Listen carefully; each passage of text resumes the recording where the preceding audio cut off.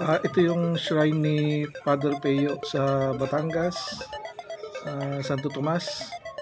Ito yung Easter Sunday ng April 2025.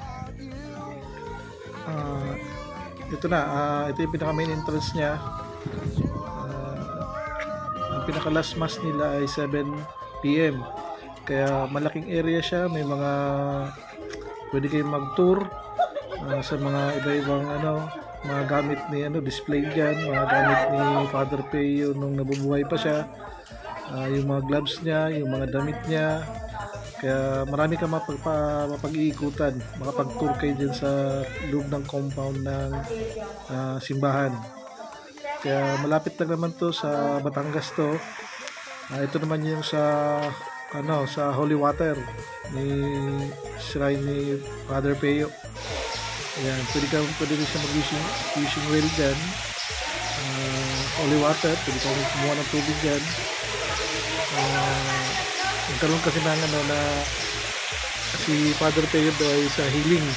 Kaya sa mga karamdaman, pwede kayo pumunta dito sa Holy Water, mag-uwi kayo sa bahay nyo. Kaya marami nagsasabi na gumagaling naman daw. Kaya maganda yung ambience dito kasi maraming puno, tapos malaki ang space. Kahit maraming tao, mahangin pa rin. Napakalaki ng space niya. Hindi siya ganoon kahit maraming tao, hindi siya ganoon masyadong siksikan pa rin. Kaya ito naman yung sa niya, yung relic niya.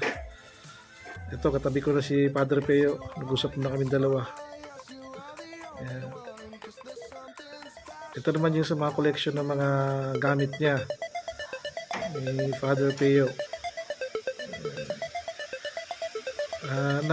Si Father Peo pala na canonized na to sa Vatican, na saint na siya. Nagkaroon siya ng stigmatism, kaya na-canonized na siya ng Vatican.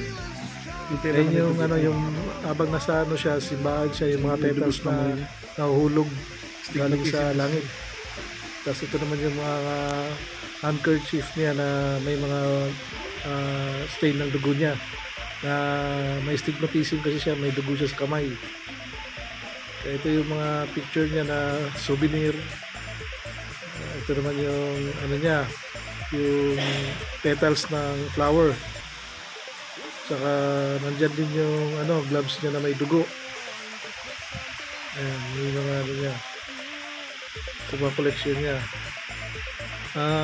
Marami nagsabi na daw siya, healing sa healing power niya.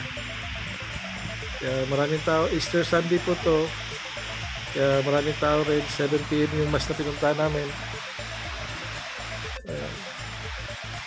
Ayun yung damit niya, iniwan dito sa Pilipinas. Tapos nung nakaraang anong year yun na dinala yung heart niya dito, kasi na yung katawan niya hindi na agnas.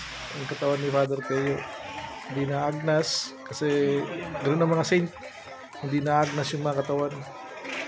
Kaya yung heart niya kinuha, inikot sa ibang part ng mundo at dinaan mo na sa Pilipinas. Ito, napakalaki ng area niya. Daming pwedeng gampanan na okasyon.